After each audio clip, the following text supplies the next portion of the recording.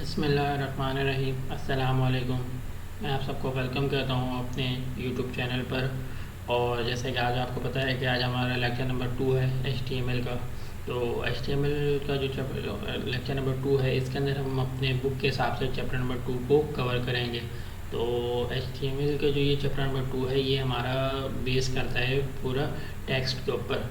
तो ये जो टेक्स्ट यहाँ पर जैसे हम देख सकते हैं टेक्स्ट के ऊपर, तो अब पहले हम देख लेते हैं कि बुक में इस टेक्स्ट के बारे में क्या डिस्क्रिप्शन बताई गई है। फिर उसके बाद हम इसको प्रैक्टिकल्स करके भी देख लेंगे। तो पहले चलते हैं हम अपने टेक्स्ट की तरफ। तो जो टेक्स्ट का जो चैप्टर है वो हमारा स्टार्ट हो रहा है पेज नंबर 47 से, और जो मेन वर्क है वो हमारा पेज नंबर 50 पे है। तो हम डायरेक्ट पेज नंबर 50 पे चलते हैं। तो जैसे कि मैं पेज नंबर 50 पे आ रहा हूँ, तो सबसे पहले जो टैग के बारे में जो चीज़ें बताई गई हैं बुक के अंदर, वो हेडिंग्स के बारे में बताया गया है कि जब भी आप टैक्स यानी कि जब भी कहीं आप कॉपी पे भी कोई काम करना स्टार्ट करते हैं, तो जो सबसे पहले आप चीज़ डालते हैं वो है हेडिंग। तो इसलिए इन्होंने बुक ने भी जो सबसे पहले चीज़ रखी है वो हेडिंग। तो हेडिंग के जैसे आप यहाँ देख सकते हैं कि हेडिंग की 6 तरीके की हेडिंग होती हैं, H1, H2, H3, H4, H5 and H6। इसी तरह से हर का जो है वो लेवल अलग होता है, और हर की जो है वो अपने हिसाब से वो यूज़ होता है। जैसे कि यहाँ पर इन्होंने डिस्क्रिप्शन दी हुई है कि H1 जो यूज़ होता है वो मेन हेडिंग के लिए, ये जो H2 यूज़ होता है सब हेडिंग्स के लिए। जैसे कि अगर हम अपने कॉपी में जब हम काम करते हैं तो हम इस तरह से कर रहा होता है कि जब हम कोई भी मेन हेडिंग डालते हैं तो उसकी थोड़ी बोल्ड डालते हैं और थोड़ी बड़ी डालते हैं। इसी तरह से HTML के अंदर भी है कि हम जो मेन हेडिंग होती है उसको थोड़ी बोल्ड करके डालते हैं और उसको हम H1 कहते हैं। इसी तरह से जो दूसरी हेडिंग होती है यानी कि जो सब हेडिंग कहलाती है, वो हम थोड़ी उसकी थोड़ी H1 यानी कि दूसरी जो हमने मेन हेडिंग डाली है उसके मुकाबले में हम उसको थोड़ी कम जो है वो बोल्ड रखते हैं, और कम जो है वो हम इसकी विड्थ रखते हैं। इसी तरह H2 के अंदर भी है। इसी तरह से ये यानी सबसे मेन हेडिंग, ये इसकी सब हेडिंग, ये इसकी सब, इसी तरह से जो है वो ये सब जो है वो ये चल रहा होता है। अगर अब हम चलते हैं ये हेडिंग के बारे में कुछ प्रैक्टिकल के लिए, तो हम चलते हैं पहले अपने कोड की तरफ। पहले हेडिंग के बारे में प्रैक्टिकल देख लें, फिर आगे जो जो चीज़ें टेक्स्ट में आती जाएंगी उसके हम प्रैक्टिकल देखेंगे। तो पहले हम आ जाते हैं विजुअल कोड पे। तो विजुअल कोड में जैसे मैंने आपको बताया था कि आने के बाद आपको जिस तरह से फ़ोल्डर बनाना था उसी तरह से आपको फ़ोल्डर बनाना होगा। फ़ोल्डर बनाने के बाद फिर आप यहाँ से अपना बॉडी के अंदर आके जो है वो काम स्टार्ट कर सकते हैं। तो वो बॉडी के अंदर आके मैं जो है वो H1 से लेकर H6 तक सारी चीज़ें लिख के आपको दिखाता हूँ कि किस तरह से H1, H2, H3, H5, H6 जो है वो नज़र आ रहा था। तो सबसे पहले हम लिख लेते हैं H1। तो ये H1 हो गया। फिर इसके अंदर हम लिख लेते हैं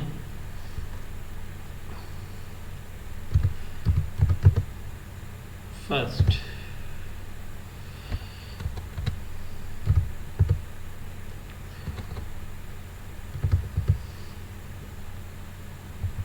तो अब हम इसके अंदर जो है ये हमने ये लिख लिया, तो अब हम इसको थोड़ा चेंज कर लेते हैं, बल्कि हम ये लिख लेते हैं H1 हेडिंग। अब इसी तरह से मैं इसको कॉपी पेस्ट कर लेता हूँ ताकि थोड़ा टाइम बच जाए। तो कंट्रोल C से कॉपी होता है और कंट्रोल V से पेस्ट। तो ये 6 हो गए। तो अब मैं चल के सबके जो है यहाँ से चेंजिंग कर दे रहा हूँ। जैसे कि इसको मैं कर देता हूँ H2, और यहाँ से भी मैं इसको कर दे रहा हूँ H2, और यहाँ से भी H2, ये H3, H3, H3, H4, H4, H4, H5, H5, H6, H6, और यहाँ पे मैं H6 करना भूल गया तो H6, और यहाँ पे H5। तो अब हम इसको कंट्रोल S पे सेव पे क्लिक कर देते हैं और देखते हैं कि इसका रिजल्ट किस तरह से हमें नज़र आता है। अब चलते हैं अपने गूगल क्रोम पे, और यहाँ पे जाके हम ये जो लेक्चर 1 यानी कि जो हमारे HTML पेज है उसको जाके हम रिफ़्रेश करते हैं। तो जैसे कि आप देख सकते हैं कि जैसे बुक में नज़र आ रहा था वैसे ही नज़र आ रहा है कि सबसे पहले हमारे पास हमारी मेन हेडिंग, फिर जो H1 है, उसके बाद उसकी सब हेडिंग H2, फिर उसके बाद उसकी सब हेडिंग H3, इसी तरह से H6 तक। अब हम चलते हैं बुक में और बुक में देखते हैं कि उन्होंने हेडिंग के बाद हमें क्या चीज़ जो है वो बताई है। तो हेडिंग के बाद जो उन्होंने हमें बताया है वो बताया है पैराग्राफ का, कि पैराग्राफ जैसे अगर हम कोई भी काम अपना करते हैं या कोई भी वर्क अपनी कॉपी में भी करते हैं तो वहाँ पे भी हम पैराग्राफ लिखते हैं। तो अब HTML के अंदर वो पैराग्राफ किस तरह से लिखते हैं, तो वो पैराग्राफ हम P के टैग के अंदर लिखते हैं। तो अब हम देख लेते हैं कि ये P के टैग के अंदर हम किस तरह से पैराग्राफ लिख सकते हैं। तो अब मैं आता हूँ यहाँ से इस कोड के नीचे से ही, इस कोड को मैं यहाँ पे भी सिर्फ एक हेडिंग लेने देता हूँ और बाकी सारी हेडिंग्स को ख़त्म कर देता हूँ और इसको मैं यहाँ से नाम दे देता हूँ पैराग्राफ का, पैराग्राफ। सही है। अब मैं जैसे कि आपको रूल मैंने बताया था कि जब भी पैराग्राफ का हम काम करते हैं तो पैराग्राफ के लिए P का टैग हम ऑन करते हैं। तो जैसे ही आपको सिंपल आप विजुअल कोड के अंदर आपको से बताया कि ये ईजी सॉफ्टवेयर है, तो इसके अंदर आपको इतनी ज़्यादा लंबी चौड़े काम करनी नहीं होती। सिंपल आप आगे पैराग्राफ P से स्टार्ट होता है तो आप P लिखें, P का टैग ऑन करना है आपको तो P लिखें और एंटर कर दें। तो ये देख सकते हैं कि आपने ये इसने P के जो है वो आपको सेक्शन दे दिया, अब आप P में यानी कि पैराग्राफ में जाके कर सकते हैं। तो अभी मैं टेक्स्ट क्या लिखूं, तो अब बल्कि ऐसा कर लेते हैं कि अभी विजुअल कोड के अंदर यानी कि HTML के अंदर एक डमी टेक्स्ट मौजूद होता है, तो वो हम लिख लेते हैं जिसको लॉरेम कहते हैं। ये देखें, आप LOR लिखा या LO लिखते हैं तो ये आपके सामने आ जाता है, आप इसको सिर्फ इंटर करना है। ये देखें टेक्स्ट जो है वो श्योर। अभी आगे चला गया तो मैं इसको पहले सेटिंग कर देता हूँ। तो ये यहाँ से इंटर करके मैं इसको नेक्स्ट लाइन पे, ये यहाँ पे हमें नेक्स्ट लाइन में नज़र आएगा, लेकिन जब हमारी वेबसाइट में ये पूरा एक ही पैराग्राफ होगा, कोई बीच में भी इसके अंदर ब्रेक या पैराग्राफ चेंज नहीं होगा। तो उनको सेव कर लेते हैं और देखते हैं कि ये हमें अपनी वेबसाइट में किस तरह से नज़र आ रहा है। तो जाके हम इसको पहले रिफ़्रेश करते हैं F5 से। तो जैसे कि आप देख सकते हैं कि ये पूरा पैराग्राफ की हेडिंग जो मैंने रहने दी थी और ये दूसरा उसका पूरा पैराग्राफ। सिंपल आपने देख लिया कि ये पैराग्राफ किस तरह से यूज़ होता है। तो हम चलते हैं बुक में, पैराग्राफ के बाद देख लेते हैं क्या चीज़ यूज़ हुई है। तो पैराग्राफ के बाद जो के अंदर जो चीज़ें इन्होंने बताई हुई है वो बताई हुई है बोल्ड और इटैलिक। तो जैसा कि आप देख सकते हैं कि ये बोल्ड है और ये इटैलिक। जैसे कि हम देखते हैं बोल्ड का मतलब ये होता है कि जैसे हम पैराग्राफ लिख रहे हैं और पैराग्राफ के अंदर कोई ऐसा वर्ड आ गया, जैसे किसी का नाम आ गया, जो नाम जो है वो यानी कि इम्पोर्टेंट है, तो हम उसको बोल्ड और इटैलिक कर सकते हैं। तो बोल्ड के लिए हम B का टैग यूज़ करते हैं और इटैलिक के लिए I का। तो हम देख लेते हैं कि बोल्ड का और इटैलिक का टैग किस तरह से वर्क करता है HTML के अंदर। तो हम आ जाते हैं अपने विजुअल कोड के ऊपर। मैं इसमें ये वाले वर्ड को, ये वाला जो वर्ड है, इसको मैं बोल्ड और इटैलिक बोल्ड कर देता हूँ।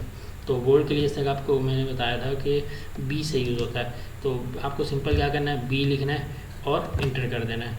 तो अब जब आप B लिख के इंटर करेंगे, जैसे बताया कि ये विजुअल कोड बहुत अच्छा सॉफ्टवेयर है, तो ये खुद ही जो है वो सारी चीज़ें कर देगा, आपको करने की जरूरत नहीं। यहाँ से आप इसको कॉपी करें और यहाँ से इसको आप इरेज करें और यहाँ ला कर इसको पेस्ट कर दें। अब ये वाले जो वर्ड है, ये लास्ट वाला, इसको मैं कर देता हूँ इटैलिक। तो इसके लिए मैं इटैलिक के लिए यूज़ कर रहा हूँ I और इंटर। तो ये इटैलिक का आप देख सकते हैं इसने टैब दे दिया मुझे। तो अब मैं इसको यहाँ से कट कर रहा हूँ और यहाँ ला के मैं इसको पेस्ट कर दे रहा हूँ। तो अब हम देखते हैं कि अपनी वेबसाइट के अंदर ये किस तरह से हमें शो हो रही है, जैसे बुक में बताया तो उस तरह से या कुछ और। तो हम चलते हैं यहाँ अपने वेबसाइट की तरफ और जाके इसको रिफ़्रेश करते हैं। जैसे कि आप ये देख सकते हैं कि ये वाला जो टैग है थोड़ा इनसे थोड़ा बोल्ड नज़र आ रहा है और ये जो हमारा जो ये टेक्स्ट है ये इनसे थोड़ा इटैलिक यानी कि थोड़ा सा कर्व पे नज़र आ रहा है। तो यही चीज़ उन्होंने बुक में भी बताई थी। तो हम देख लेते हैं कि आगे उन्होंने क्या चीज़ बताई हुई है। अच्छा, आगे उन्होंने जो चीज़ बताई हुई है सबस्क्रिप्ट और सुपर स्क्रिप्ट, इसी तरह की चीज़ें उन्होंने यहाँ पे बताई हुई है। तो सब स्क्रिप्ट और सुपर स्क्रिप्ट में आपको यहीं से बता देता हूँ कि अब कोई भी चीज़ है, जैसे कि सब स्क्रिप्ट वगैरह होती है ना, जैसे कि हम बताते हैं कि सब स्क्रिप्ट वगैरह जो हम इंग्लिश में भी यूज़ करते हैं, तो अगर हमें HTML को बतानी है सब स्क्रिप्ट क्या है और सुपर स्क्रिप्ट क्या है, तो उसको भी हम इसका भी टैब मौजूद है। अगर आप उसको सब स्क्रिप्ट और सुपर स्क्रिप्ट करके बताना चाहते हैं तो वो भी आप इसको बता सकते हैं। तो हम चलते हैं आगे की तरफ। जो यानी कि इम्पॉर्टेंट चीज़ें हैं जो मेनली तौर पर वेबसाइट में यूज़ होती हैं वो मैं आपको प्रैक्टिकल करके बताऊंगा और जो नॉर्मल चीज़ें होंगी वो मैं डायरेक्टली आपको यही बुक में बता दूंगा। तो हम आगे की तरफ चलते हैं।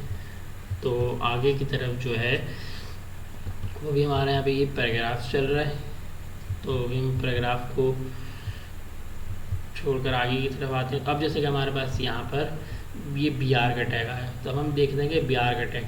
अब जैसे कि अब पैराग्राफ से हमारे जहन में एक सवाल ये आता है कि अगर हमारे पास एक से ज़्यादा मल्टीपल पैराग्राफ हों, अब हमें उस मल्टीपल पैराग्राफ के बीच में पैराग्राफ चेंज करना हो, जैसे अगर हम वर्क कर रहे हैं तो वो हम किस तरह से करें।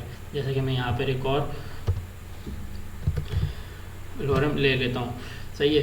तो अब ये मेरा पैराग्राफ बहुत बड़ा हो गया, तो अब मैं चाह रहा हूँ कि ये जो पैराग्राफ मैंने दूसरा वाला जो लॉरम लिया है यहाँ से ये मेरा पैराग्राफ चेंज हो जाए, तो इसको मैं किस तरह से चेंज करूँ वो मैं अभी आपको करके बताता हूँ। तो अब वहाँ पर जो हमने देखा था बुक के अंदर बी आर का टैग, तो वही बी आर का टैग यहाँ पे यूज़ होता है। तो आप यहाँ पे आगे सिंपल बी आर लिखें और इंटर करें, तो ये बी आर का टैग खुद लग जाएगा। अच्छा, तो अभी देखो यहाँ बुक के अंदर जो बी आर दिखा रहा है वो थोड़ा आप देख लें यहाँ पर कि बुक के अंदर जो बी आर का टैग है वहाँ पर इस तरह से भी निशान है स्लैश का, सही है। और लेकिन अगर आप इसमें आए तो यहाँ पर नहीं, तो वो जो बुक जैसे मैंने आपको बताया था कि थोड़ी पुरानी बुक है, इस वजह से भी उसमें वो निशान है। लेकिन अब जो वो सिंबल है, अब जो वो बैक स्लैश है वो उसके बगैर भी बी आर यूज़ हो जाता है। तो हम देखते हैं कि बी आर किस तरह से यूज़ करता है। अगर आप एक और बी आर लगाना चाहते हैं तो एक और बी आर लगा लें, ताकि और अच्छा पैराग्राफ चेंज होकर हमें क्लियर नज़र आएगा वेबसाइट हमारी। तो इसको कंट्रोल एस सेव करते हैं और देखते हैं कि वेबसाइट हमारी किस तरह से नज़र आ रही है, वेब पेज। तो यहाँ आके मैं इसको रिफ्रेश करता हूँ, ये देख सकते हैं हम कि ये जब मैंने बी आर यूज़ किया तो ये पैराग्राफ चेंज हो गया। अब मैं अगर बी आर हटा देता और बी आर यूज़ नहीं करता तो किस तरह से यूज़ है, पहले ये देख लेते हैं। ये मैंने बी आर हटाया और उसको सेव किया। अब हम चलते हैं अपने वेब पेज पे, देखते हैं कि ये किस तरह से नज़र आ रहा है। तो ये देखें, ये पूरा मर्ज नज़र आ रहा है। और जब मैंने इसको बी आर लगाया था तो तब ये मुझे थोड़ा डिफरेंट नज़र आ रहा था, यानी कि थोड़ा पैराग्राफ यानी कि चेंज हो चुका था। अब चलते हैं हम अपने बुक में, देखते हैं कि आगे उन्होंने क्या बताया है। आगे उन्होंने बताया है एच आर, सही है। एच आर भी जो है वो ब्रेक करता है लाइन को, जैसे कि ब्रेक बिटवीन थीम्स, यानी कि ये भी इसी तरह का है कि अगर आप ब्रेक करने के लिए एच आर भी यूज़ कर सकते हैं और ये बी आर भी। लेकिन ज़्यादातर जो ब्रेक करने के लिए जो चीज़ें यूज़ हो रही होती हैं वो बी आर यूज़ हो रही है, तो आप बी आर को यूज़ करें, वो ईजी है। तो अभी हमारे पास ये स्ट्रॉन्ग, अब स्ट्रॉन्ग का भी टैग है, ये हम यूज़ करके देख लेते हैं कि ये स्ट्रॉन्ग का टैग हमारे पास क्या वर्क करता है HTML के अंदर। तो चलते हैं अपने कोड में और ये जो वर्ड है इसको मैं कर देता हूँ स्पेस, देखिए स्ट्रॉन्ग। फिर अब मैं यहाँ से इस दो वर्ड को उठाता हूँ और इसको उठा के मैं कर देता हूँ यहाँ से कट और यहाँ पे पेस्ट, और देखते हैं कि यहाँ पे इसको सेव किया और देखते हैं कि ये हमें किस तरह से नज़र आता है। तो थोड़ा सा आप देख सकते हैं कि ये स्ट्रॉन्ग जो है वो बोल्ड की तरह ही यानी कि काम करता है। इसने भी इसको थोड़ा बोल्ड कर दिया, स्ट्रॉन्ग कर दिया। तो अब ये स्ट्रॉन्ग बोल्ड, अब ये जब दोनों एक ही चीज़ें हैं तो फ़र्क क्या है। तो अब जैसे अगर आप वेबसाइट बनाने वाले हैं तो ये एक बहुत छोटा सा फ़र्क है, लेकिन बहुत ज़्यादा नहीं कि यूज़ भी होता है। फ़र्क ये है कि जब कि आप सिंपल बोल्ड करेंगे तो वो वेबसाइट यानी कि गूगल क्रोम या किसी भी क्रोम को या किसी भी जगह पे, यानी कि आप जब वेबसाइट अपनी अपलोड करेंगे तो वहाँ पर आप स्ट्रॉन्ग यूज़ कर रहे हो और कहीं पे बोल्ड यूज़ कर रहे हैं तो इसको ज़्यादा अच्छा माना जाएगा। और सिर्फ अगर बोल्ड यूज़ कर रहे हैं तो इसको नहीं, क्योंकि बोल्ड जो है वो सिर्फ यूज़ होता है बोल्ड करने के लिए, यानी किसी भी वर्ड को बोल्ड बनाने के लिए, उसको थोड़ा नोटिफाई करने के लिए, हाँ ये कोई इंपॉर्टेंट वर्ड है। लेकिन स्ट्रॉन्ग वर्ड जो है वो उसको बोल्ड भी करता है और साथ साथ वो बताता है कि ये बहुत ज़्यादा स्ट्रॉन्ग है, यानी कि बोल्ड से ज़्यादा स्ट्रॉन्ग।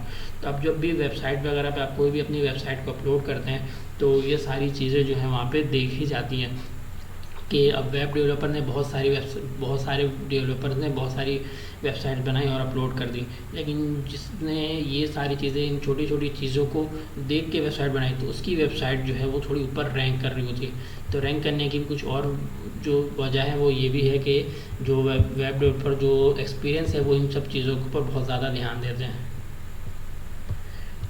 तो इसी तरह से ये EM का टैक्स है। तो अब ये EM का टैग्स आप जैसे यहाँ पे भी देख सकते हैं कि ये इन्होंने EM का टैग्स यहाँ पे थिंक पे यूज़ किया हुआ है। तो EM का टैग्स भी जैसे यहाँ देखें ये थोड़ा इटैलिक हो गया, सही। अब यहाँ पे EM का टैग्स देखें, यहाँ थिंक पे नहीं यूज़ हुआ हुआ तो ये स्ट्रेट है, यहाँ पे भी नहीं हुआ तो ये भी स्ट्रेट। अब यहाँ EM LVY पे है तो ये भी थोड़ा जो है वो इटैलिक हो गया, और इसी तरह ये फर्स्ट भी। तो अब इसी तरह जब हम इटैलिक से भी ये काम कर सकते हैं, EM से भी, तो वही वाली बात कि EM और उसको इटैलिक दोनों में फ़र्क क्या है। तो यही बात की जैसे कि यहाँ पे भी लिखा हुआ है कि by default browser will show the content of an EM element in italic, तो वो इटैलिक में ही शो करेगा।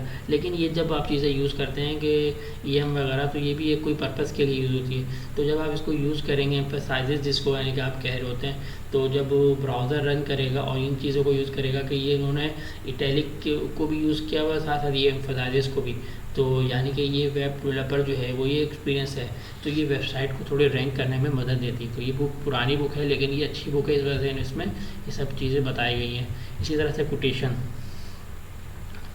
अब जैसे किसी भी यानी कि हम कोई भी चीज़ लिख रहे होते हैं अपने कॉपी के अंदर, और उसको अगर हम डबल कोट पे लिख देते हैं, या किसी का भी कोई जुमला कहा हुआ होता है जैसे अल्लामा इक़बाल या कायद आज़म वगैरह, तो हम वहाँ पे उसको जो है वो डबल कोट में लिखते हैं। तो इसी तरह से ये कोटेशन वगैरह है, तो अगर हम कोटेशन वगैरह लगाएं और हम कोई भी बात कहें, जैसे यहाँ पे इन्होंने कहा as double a million said, और यहाँ पे डबल कोटेशन है और यहाँ पे आगे ये ऑफ है।